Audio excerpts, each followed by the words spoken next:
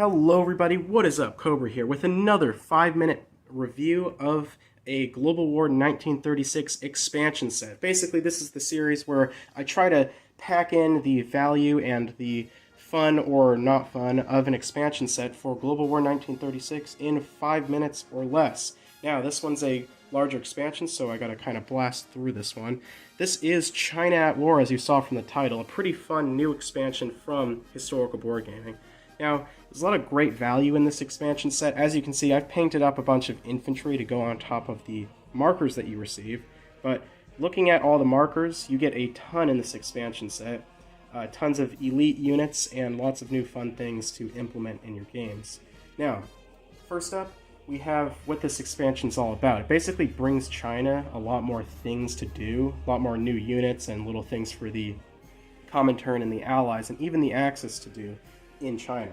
Now, the biggest thing are these new elite markers. Now, basically how these work is that you get a few for the KMT and a few for the CCCP, and how those work is basically in a successful attack, kind of like in the Russian Elites expansion, you get to place a free elite marker underneath an infantry class unit, which basically gives it a +1 attack and defense, so a pretty good boost to your small Chinese armies.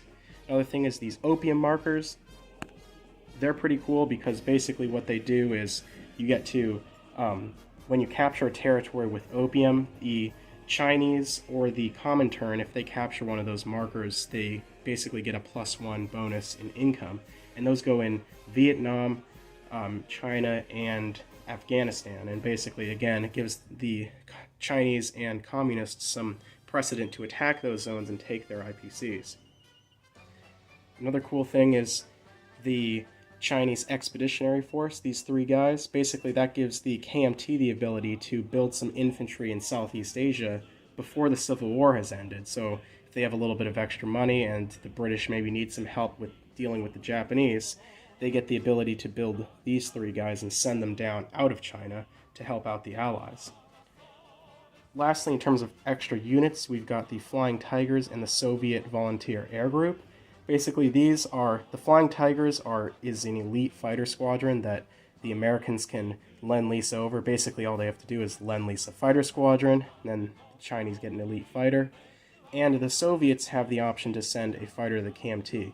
Now, even though the KMT is not in the Comintern faction, that basically just, gives the Soviets something to do if they maybe want to support the KMT, if they're doing good against distracting the Japanese. And the Soviets can already lend-lease units to the CCP, so they don't really need a specialist force to send to them. So overall, those are the units. Some of the things that happened politically is that when China does fall to Japan, like when Japan first attacks it, different areas get to roll a 50-50 chance to see if they become CCP or KMT. Another thing is that the Soviets and the Allies can send in supplies via air, so if all lend-lease options have been blocked off, they can send an air transport or a bomber in to lend-lease IPPs to the forces that they're of their desire, which is pretty nice. It helps them kind of keep supplies rolling into China. Plus, the Germans during the 30s, a kind of fun thing that they can do is the KMT is allowed to buy light tanks from them at a cost of 5 IPP instead of 4, and basically one of those IPP goes to Germany. So it's kind of a win-win in terms of, or a win-lose. The Chinese get to buy an expensive light tank, but at the same time it gives them a little bit more power before the Burma Road is open, and the Germans can get some extra money out of it, which is kind of nice.